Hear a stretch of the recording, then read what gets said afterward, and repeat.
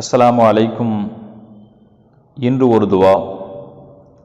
ரப்பி அன்சில்னி முன்சலம் முபாரக்கம் வ அன்த ஹைருல் முன்சிலின். இந்த துவா திருக்குரானில் 23வது சூறாவில் 29வது வசனத்தில் வருகிறது. இந்த துவாவை நபி நூஹ் அலைஹி ஸலாத்து வஸலாம் அவர்கள் ஓதினார்கள். நூஹ் அலைஹி ஸலாத்து வஸலாம் அவர்களுடைய காலங்களில் கடுமையான முறையில் வெள்ளப்பெருக்குகள் ஏற்பட்டன. அல்லாஹினுடைய அதாபுகள் அவர்களுடைய ஒட்டுமொத்த சந்ததிகளும் அளிக்கப்பட்டது.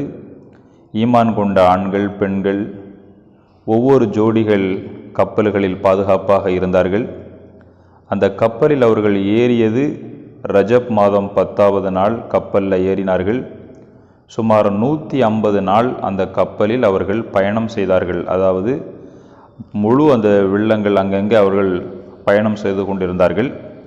இறுதியில் அவர்கள் இறங்க வேண்டிய அந்த கால சூழ்நிலைகள் எல்லாம் வரவும் கப்பல் ஜூதி என்ற மலை மீது 1 மாதம் வரை நின்றது. ஏனென்றால் கீழே தண்ணீர்கள் அவ்வளவு காலம் அங்கே தேங்கி நின்றன.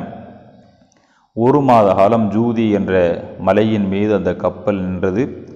பிறகு முஹர்ரம் மாதத்தில் 10வது நாள் ஆஷுராவுடைய நாளன்று அந்த கப்பலில் இருந்து அவர்கள் கீழே இறங்கினார்கள்.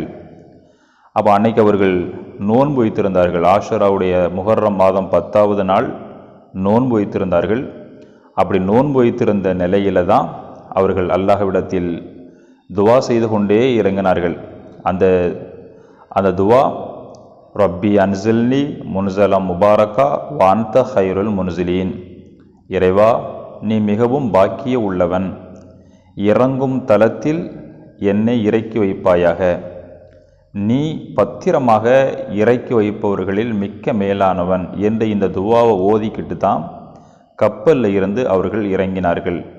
எல்லா ஆபத்தில்லாத பகுதிகளில், நிம்மதியான ஒரு பகுதிகளில் எங்களை நீ வசிக்க வை, பாவம் செய்த மனிதர்களோடு எங்களை சேர்த்துறாத அப்படின்னு பொருள்படுற இந்த துவாவை கப்பலில் இருந்து இறங்கும்போது நூஹ் அலைஹி ஸலாத்து வஸலாம் அவர்களும் அவர்களின் சமூக மக்களும் அவர்களை நம்பி இருந்தவர்களும் அன்றைக்கு ஓதினார்கள் என்று இந்த துவாவின் நாம் தெரிந்து கொள்ள முடிகின்றது.